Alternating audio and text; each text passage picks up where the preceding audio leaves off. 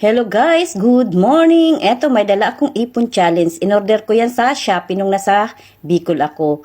Kagabi may pinuntahan kaming party, Saudi party daw yun kasi yung babaeng amo, taga Saudi, nakapangasawa dito sa Qatar.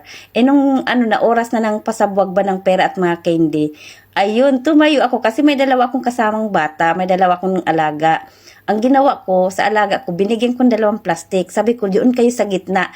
Umupo sila sa gitna, patapos yung mga candy at perang napupunta sa kanila, pinapasok nila sa plastic. Ayun, napuno. Ako naman, nakatayo lang.